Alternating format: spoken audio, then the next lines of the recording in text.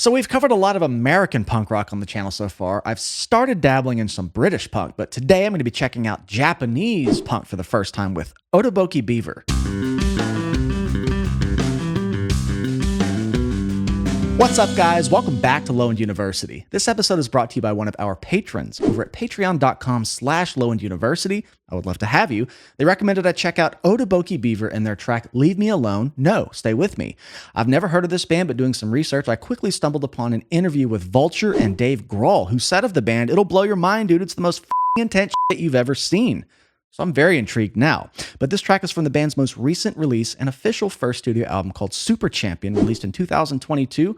And at 1 minute and 41 seconds, this ticks the box of punk rock track length. So without further ado, let's get to it. Leave Me Alone, No, Stay With Me by OTOBOKE BEAVER.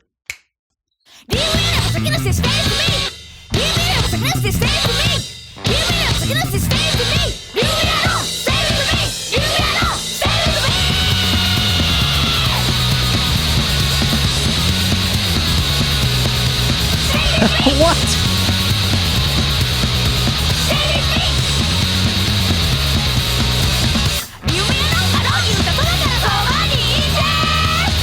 Jeez.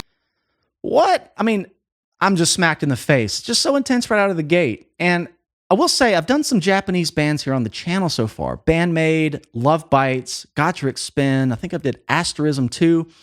And something that is a common thread between them is that they're great at smacking you in the face with an uncomfortable element of surprise, whether it's right out of the gate like this song, or it's something later in the song that you just didn't expect. And this is an interesting take. It's got that kind of raw production sound. The bass is mixed pretty loud. It's got that gritty, driving chaos kind of just supporting everything. I'm going to go back and just get this beginning because before you can even process what's happening, you're already 30 seconds into the song. And that's a third of the song length just about. So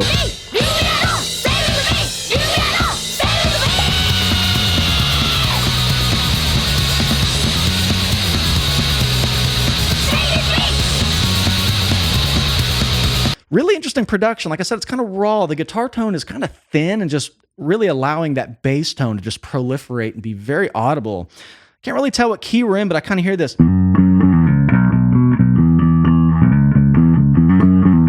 It's kind of like riff kind of here. It's got a little bit of cool phrasing and syncopation. Let's see. Okay.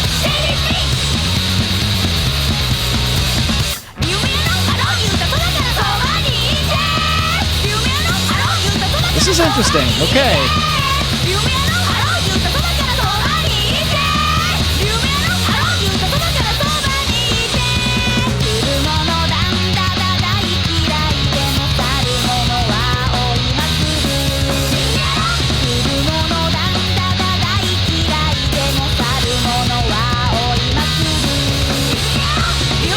It's got this really linear kind of melodic thing where the vocal and then, it has a melody, but the riff kind of just supports it and does it in unison. And then you've got this, again, interesting drum sound, just raw, kind of mono up the middle.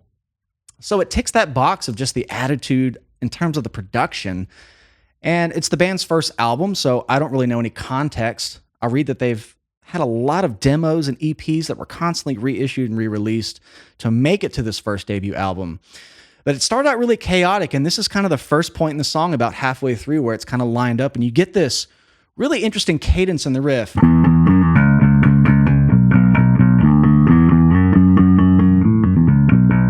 Something like that. Can't really pick out the key. It's going so fast, but hovering around there, and it kind of started out more of an A diminished. So if I skip back to the intro real quick here, just to kind of have a reference.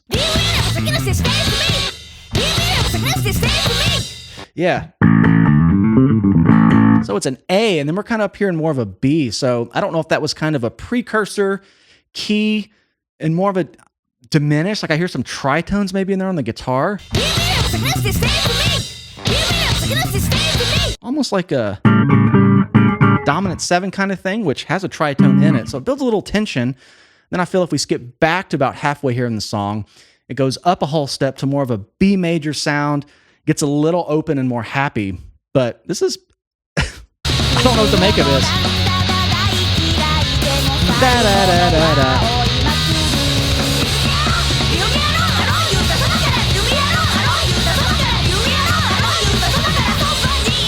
machine gun vocals.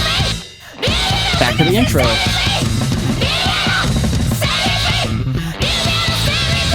What is going on right here?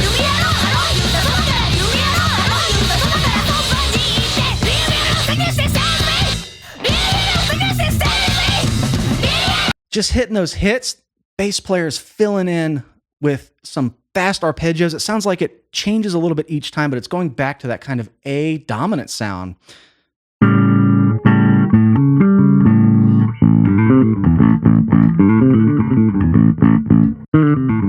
Doesn't sound too bluesy, and it's just rapid fire. No way to really pick out the notes, but I noticed they have that kind of tense, chaotic mode. Let's call it the A section, kind of what the intro was, and here again at the halfway point, then it opens up, goes up a whole step, opens up into more of that melodic thing where the riff and the vocal and the bass line are kind of all in unison.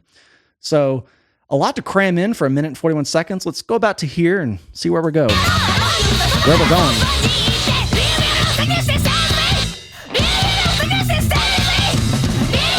Hard to tell if that slapped.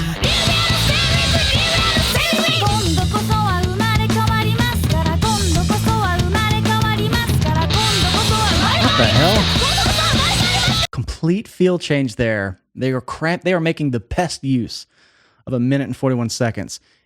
I don't know if this was let me hear this. Didn't sound like a tempo change, just a complete meter change, maybe to a more of a shuffle thing.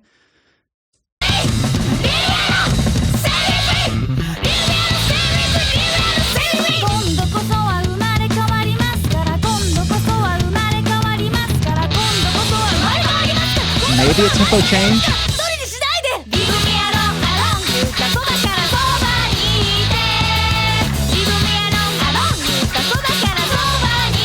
Going up to this kind of F sharp thing, or let's just say, I hear something in the bass there. Complete pivot out of whatever that was for just a second. It's almost got this kind of chaotic through composed meaning, well, I wouldn't call this through composed. It kind of has some repeats, but here at the end, it's just got this really linear progression. Unexpected surprises. I already talked about that. And they are making me uncomfortable with these surprises. Complete element of surprise. Element to Japanese bands. I've kind of seen that in every video. What can we throw at you and catch you off guard? Get you off your toes. Okay.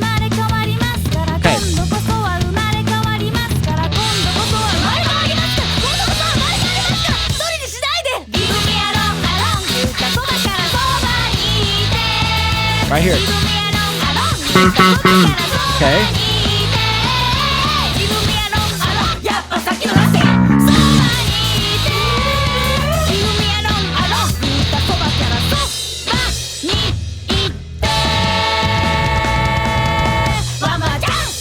Is that a resolve back to A major, which was a little different than the beginning? I guess it's the same thing, but it didn't have that kind of dominant.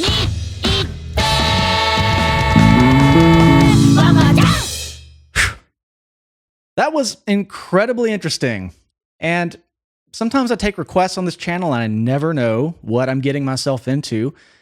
And this is an interesting take on punk rock. You know, you kind of hear the typical tropes of the orchestrations, the production, but it's got that Japanese flavor to it. I've talked a lot about this in the other bands I've done, focusing on Japanese bands, where they are just completely masterful at the precision, the technicality, the cleanness of the recording, articulation, and execution. But this is kind of filtered through that raw production sound, which makes it even more chaotic and honestly a little bit difficult to discern some of the layering.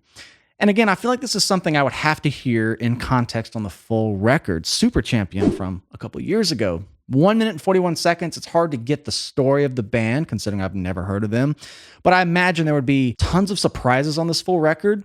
So I might revisit that in my own time to get a better idea of what's going on, but I can clearly see bass player. Didn't write down the name.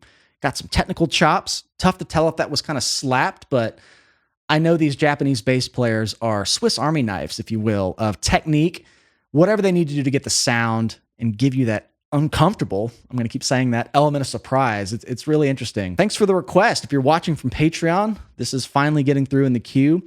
Reading a bit about the band once more, they have said that they are inspired by a particular type of traditional Japanese comedy called manzai. Its speed, tempo, and rhythm of delivery are an influence on musical style. So this is new ground for me. And I will check out more and see what I think. But thank you guys for hanging out with me. Please like and subscribe. It really helps the channel out. Once again, if you'd like to support the channel further, come find us on Patreon. I've got full album reactions, bass lessons, backing tracks, Helix patches, bonus content, all sorts of stuff. But as always, I love you guys. Thanks for hanging with me. Cheers. We will see you next time.